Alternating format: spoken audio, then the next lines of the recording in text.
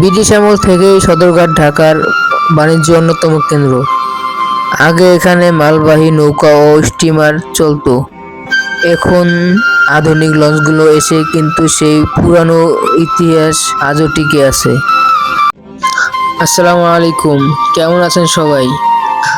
আজকে আমি চলে আসছি ঢাকার ঐতিহাসিক জায়গায়, সদরঘাট লঞ্চ টার্মিনাল। এটি শুধু ঘাট না, এটি যেন নদীপথে লাখো মানুষের জীবনের অংশ। সদরঘাট লঞ্চ টার্মিনাল বুড়িগঙ্গা নদীর তীরে অবস্থিত। প্রতিদিন এখান থেকে শত শত লঞ্চ ছেড়ে যায় দক্ষিণ অঞ্চলে বিভিন্ন জেলায়, বরিশাল, ভোলা, পটুয়াখালী, ঝালকাঠি, চাঁদপুর আর অন্যান্য গন্তব্যে। ভোর থেকে রাত পর্যন্ত এখানে মানুষের ভিড় লেগেই থাকে। কেউ যাচ্ছে কাজে, কেউ ফিরছে বাড়ি, কেউ আবার নতুন জীবনের পথে রওনা দিচ্ছে। এটি ঘাটের জীবনের গল্পগুলো মিশে আছে নদীর ঢেউয়ের মতো। এখানে দাঁড়িয়ে আপনি বুড়িগঙ্গা নদীর স্রোত, লঞ্চের শব্দ আর মানুষের হাঁকডাক শুনতে পাবেন।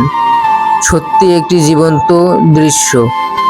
ব্রিটিশ আমল থেকেই সদরঘাট ঢাকার বাণিজ্য অন্যতম কেন্দ্র। আগে এখানে মালবাহী নৌকা ও স্টিমার চলতো।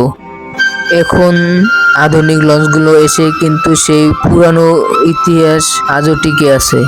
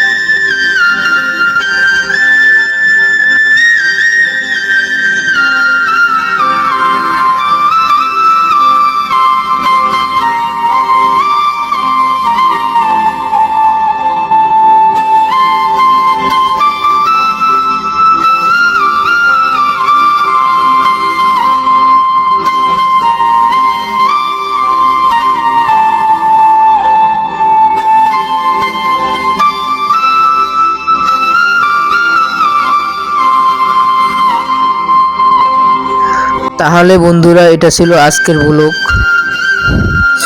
ঢাকা সদরঘাট লঞ্চ টার্মিনাল নিয়ে। যদি ভিডিওটি ভালো লাগে লাইক করুন আর সাবস্ক্রাইব করতে ভুলবেন না। দেখা হবে পরবর্তী ব্লগে ইনশাআল্লাহ। সাথে থাকার জন্য ধন্যবাদ।